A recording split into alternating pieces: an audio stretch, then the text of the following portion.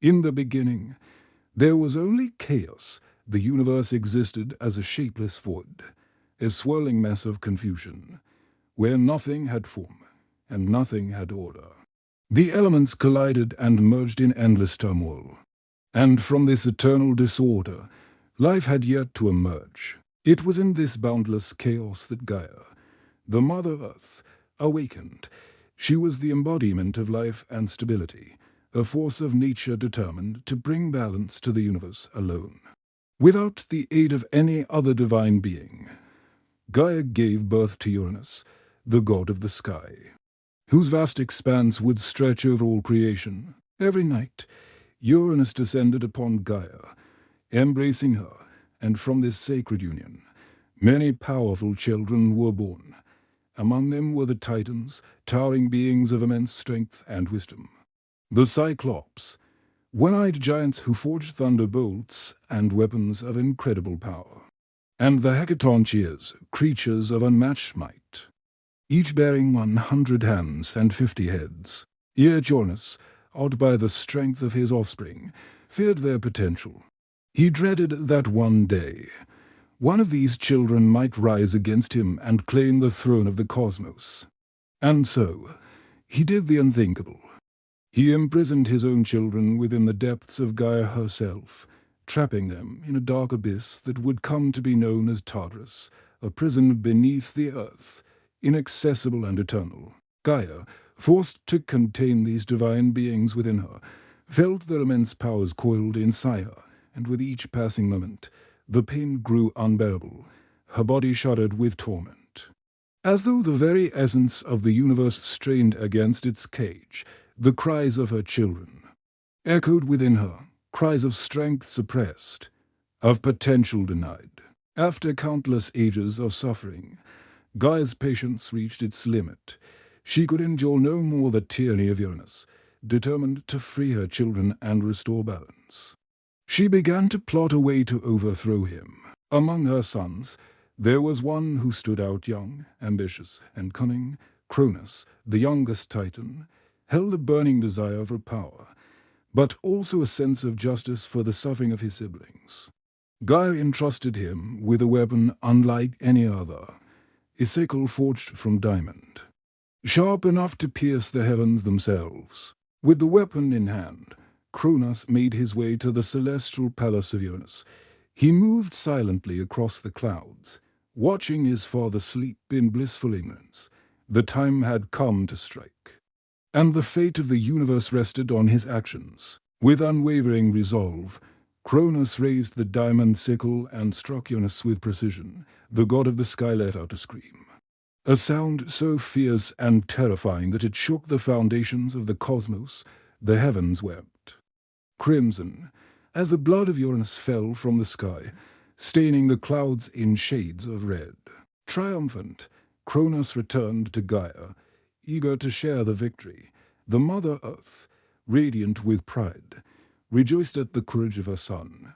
At long last, the children were free, and the path of destiny had been altered forever. As promised, Cronus assumed the throne of the universe, but power did not temper his ambition, it fueled it. His first act as ruler was to summon the Titans, his freed siblings, to a grand banquet in his honor. The halls of the cosmos echoed with celebration and the laughter of the mighty Titans. Yet, even in triumph, the shadow of Uranus lingered. One night, the ghost of the fallen god appeared to Cronus, a warning wrapped in anger and sorrow. "You infamous offspring," Uranus hissed.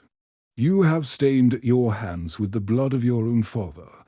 The power you now wield, it is fleeting.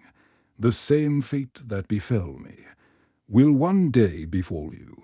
Thus began the reign of Cronus, a ruler of unmatched power, ushering in what humankind would remember as the Golden Age. During this era, the world flourished.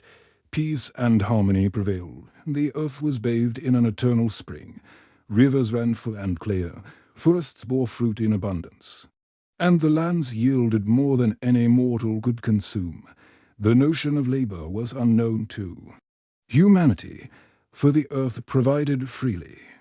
and the word need had no meaning. Yet while men thrived in peace, the gods themselves were far from tranquil. Cronus, once a liberator, now ruled with an iron fist, his methods no different from the tyranny of his father. He demanded obedience and control, often declaring, "Here, I command, and none shall oppose me." The universe had been freed from chaos, but the cycle of power, fear, and ambition had only just begun. After seizing control of the universe, Cronus ruled with an iron hand. The Golden Age, which had begun with freedom and abundance, slowly revealed a darker side. While men enjoyed peace and plenty, the gods faced unrest and fear within their own ranks. Cronus, once the savior of his siblings, now mirrored the tyranny of his father, Uranus. His rule was absolute, and his word was law. But the prophecy of Uranus, whispered through shadows and omens, weighed heavily upon him. It foretold that, just as he had overthrown his father, one of his own children would rise against him and claim his throne. This knowledge gnawed at Cronus' mind, twisting his ambition into paranoia. Determined to prevent the prophecy from coming true, Cronus devised a horrific plan.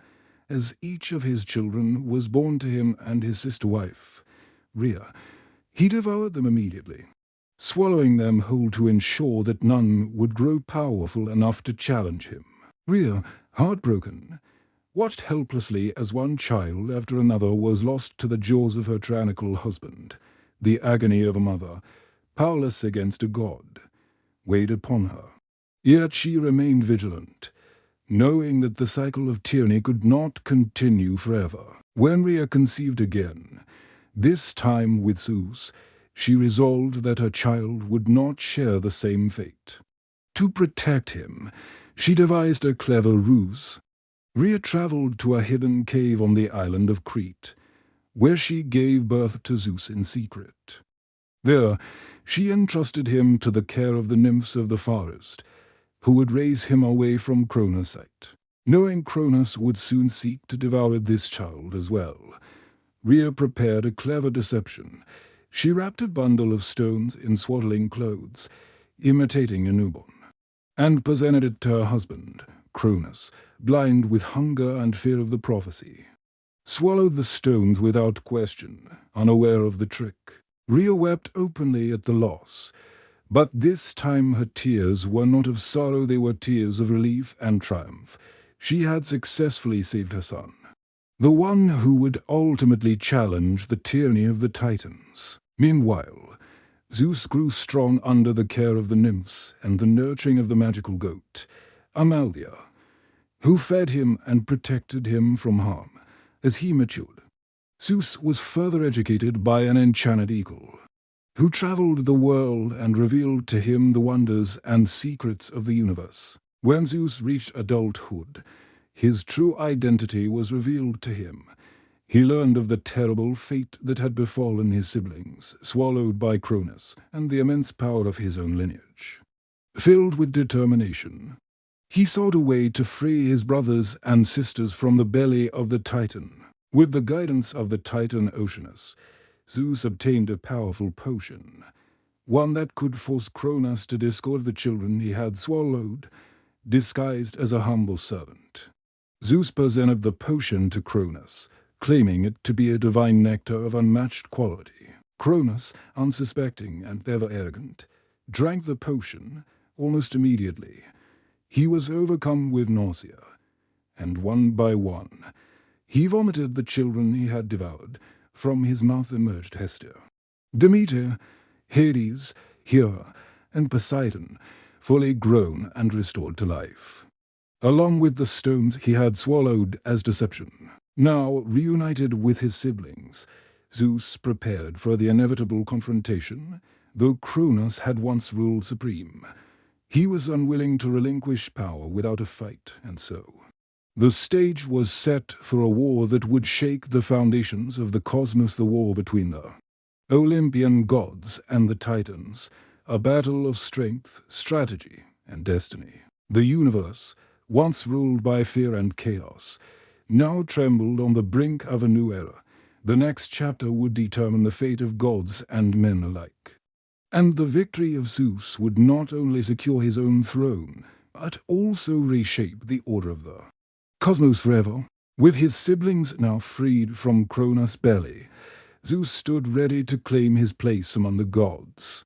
The stage was set for an epic confrontation that would determine the fate of the universal war between the Olympians, led by Zeus, and the Titans, commanded by Cronus. The battle, known as the Titanomachy, raged across the heavens and the earth. On one side were Cronus and his allies, the mighty Titans, who still bore the strength of ages. On the other, Zeus and his brothers and sisters, the Olympian gods. Now armed with weapons forged by the Cyclopes, immense beings freed from Tartarus by Zeus' cunning. The Cyclopes, in gratitude for their freedom, had created powerful tools for the gods. Zeus received his thunderbolts, weapons capable of unleashing storms of unimaginable force. Poseidon was given his mighty trident, a weapon that could summon earthquakes and tsunamis. Hades was granted the helm of darkness, which rendered its wearer invisible and allowed him to strike unseen. As the two armies collided, the universe itself trembled, mountains shook, seas roared, and volcanic eruptions tore through the earth. Lightning split the sky as Zeus hurled his thunderbolts, while Titans cast massive boulders and struck with unimaginable strength. The war endured for 10 long years, each day a struggle of wills and might. Despite their power, the Titans began to falter. Seeing the need for reinforcements, Zeus descended into Tartarus once more, this time releasing the Hecatoncheires, monstrous giants with 100 hands and 50 heads. Their arrival turned the tide of battle. The Titans, terrified by the sheer scale of these creatures, panicked, and the Olympian forces pressed their advantage. Finally, Zeus faced Cronus in single combat.